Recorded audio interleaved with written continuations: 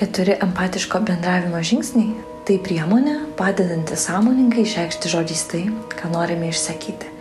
Ir taip padidinti galimybę užmegzti ryšį ir pasiekti tarpusavio supratimą. Jie nušviečia 4 kalbos elementus, kurie gali arba palaikyti ir auginti mūsų santykius, arba tapti potencialaus konflikto pagrindu.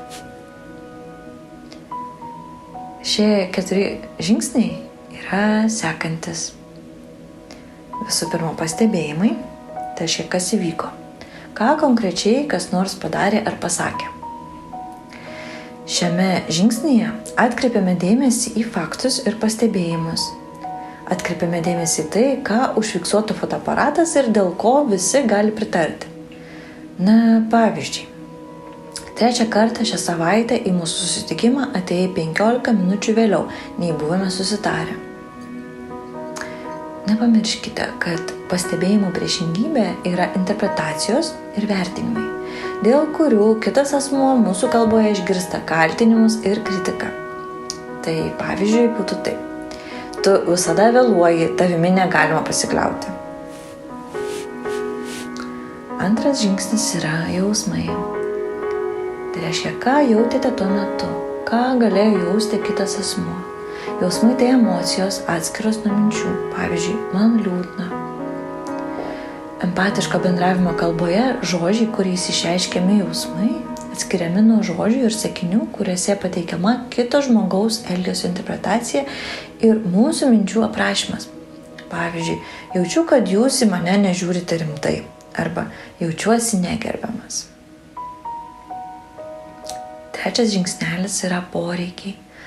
Taigi, koks jūsų ar kito žmogaus poreikis buvo nepatenkintas? Kas yra šiuo metu svarbu? Ko aš noriu? Šiame žingsnyje atkreipiame dėmesį į poreikius slypinčius už mūsų jausmų.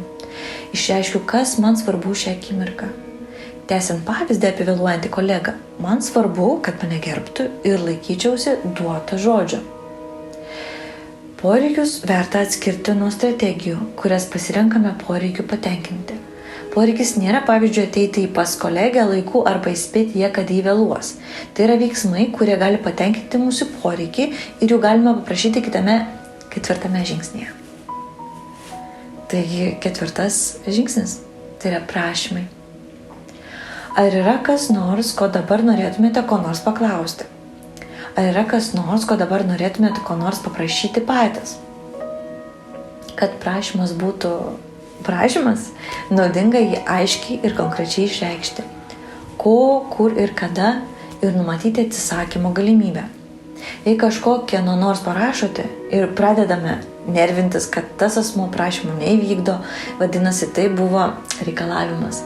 Mūsų pavyzdinėje situacijoje prašymas galėtų būti toks. Ar galime susitarti, kad kitą kartą praneštų man, jog ateisi vėliau? Taigi apibendrinant, visa žinutė situacijoje su vėluojančiu kolega galėtų skambėti taip. Aš taip ilgai tavęs čia laukiu. Tu visada vėluoji, tavimi negalima pasikliauti. Jaučiu, kad nežiūri į mane rimtai. Man reikia, kad kitą kartą ateitum laiku. Gerai? Na, arba jau 3 kartą šią savaitę į mūsų susitikimą ateini 15 minučių vėliau, nei buvome susitarę. Man liūdna, nes man svarbu, kad tu mane gerbtum ir kad žodžio laikytumės. Ar galėtum susitarti, kad kitą kartą informuosi mane, jog ateisi vėliau? Tai kurį teiginį norėtumėte išgirsti iš kolegos? Ar pastebite skirtumą? Tad linkime gražaus praktikavimosi bendraujant širdies kalba.